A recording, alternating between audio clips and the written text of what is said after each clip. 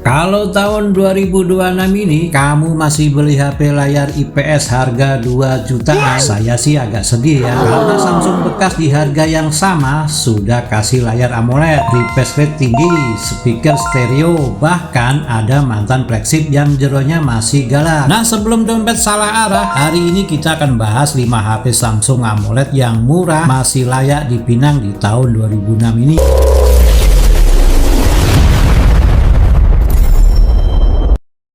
Oke, jumpa lagi Sobat Teknologowo ya. Kalau ngomongin Samsung, menurut saya salah satu hal yang bikin susah pindah ke merek lain itu layarnya. Sekali mata dimanjakan AMOLED, kadang balik ke IPS rasanya seperti habis makan rendang terus disuruh makan kerupuk. Nah, sekarang banyak Samsung ya bekas yang harganya sudah turun, tapi kualitas layarnya masih bikin nyaman pakai sehari-hari. Kita mulai dari nomor 5, Samsung Galaxy Note 10 Lite. Kalau kalian suka layar besar dan suka mencoret-coret, Note 10 Lite ini masih menarik. Layarnya sudah Super AMOLED dengan warna yang masih jreng dan nyaman dipakai. Ditambah lagi ada S Pen yang sampai sekarang belum banyak lawan di harga yang bekasnya. Memang Exynos di dalamnya sudah tidak muda, tapi jangan salah, jeruan ini masih cukup sehat buat aktivitas harian. Kalau istilah teknisnya, napas chipsetnya masih panjang. Kalau beli HP ini jangan cek kesehatannya di puskesmas ya, salah. Cek dulu kesehatan baterai health-nya dan pastikan layar tidak mengalami burn-in. Nomor 4, Samsung Galaxy A52.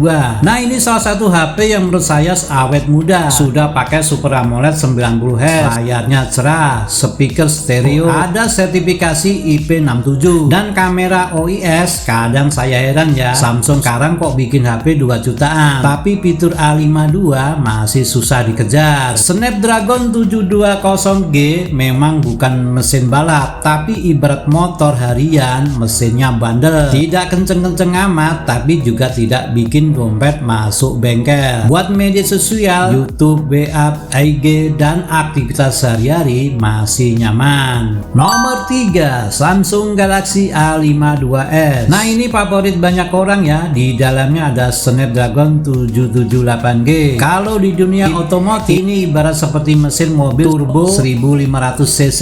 Tenaganya ada, mesinnya masih adem. Thermalnya bagus. Yang menarik, A52s ini sudah menggunakan layar Super AMOLED 120Hz. Scrolling terasa mulus, animasi lebih halus, dan dipakai menonton video juga sangat nyaman. Sekali terbiasa layar AMOLED 120Hz, kadang balik ke layar biasa rasanya seperti turun kelas. Banyak teknisi bilang Snapdragon 778G ini salah satu jeruan Samsung kelas menengah yang paling awet. Kalau HP lain sudah ngos-ngosan. Snapdragon 778G masih dibilang santai bos, kalem, saya belum pensiun. Nomor 2, Samsung Galaxy S20 FE. Nah, ini mantan sultan. Dulu harganya bikin dompet menjerit, sekarang sudah turun di kisaran 2 jutaan. Yang bikin S20 FE ini masih dicari sampai sekarang adalah panel dinamik AMOLED 120Hz miliknya. Layarnya masih terasa fleksibel, warnanya tajam, refresh rate-nya mulus, dipakai menonton, scrolling, ataupun bermain game masih sangat nyaman. Snapdragon 865 di dalamnya juga masih galak. Chipset ini memang sudah senior, tapi seniornya masih kuat lari. Kalau dipakai multitasking, editing ringan, atau gaming, performanya masih sangat baik. Namun ingat, kalau beli mantan flagship ini jangan cuma lihat bodinya. Kadang casing mulus, tapi baterainya sudah ingin pensiun dini. Soalnya HP bekas ini seperti mantan, jangan cuma dilihat luarnya saja. Nomor 1, Samsung Galaxy A73. Nah, ini juaranya. Samsung A73 menawarkan kombinasi yang sangat seimbang. Sudah menggunakan Snapdragon 778G, kamera 108 megapiksel, baterainya besar, dan tentu saja layar Super AMOLED plus 120Hz. Layarnya besar, cerah, dan nyaman dipakai seharian. Respon touch-nya juga masih sangat enak. Ibarat kalau S20 FE itu mantan atlet, kalau A73 ini seperti pegawai mapan, tidak banyak gaya, tapi buat foto, media sosial, editing ringan, sampai penggunaan harian masih sangat nyaman. Jeroannya juga masih sehat untuk beberapa tahun ke depan. Oke, kita simpulkan ya, kalau kalian suka performa yang rasa fleksi, pilihlah S20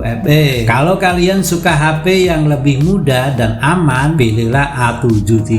Tapi kalau kalian cari harga yang lebih murah, A52 atau A52s masih sangat menarik. Karena menurut saya membeli HP bekas itu bukan mencari HP paling baru, tetapi mencari jeruan terbaik dengan harga yang paling masuk akal. Nah, menurut kalian mana yang masih paling worth it ya? Apakah mantan flagship yang masih galak atau seri A yang lebih mudah? Tulis di kolom komentar ya. Dan ingat, kalau beli HP bekas jangan cuma lihat megapiksel, karena mantan juga dulu cantik sekarang. Oke, kalau video ini bermanfaat buat sobat channel Legowo, jangan lupa dukung channel ini ya dengan subscribe, like, dan share-nya supaya saya lebih semangat membagikan tips dan rekomendasi HP bekas yang masih layak dibeli atau dipinang. Saya channel Legowo, sampai jumpa di video berikutnya.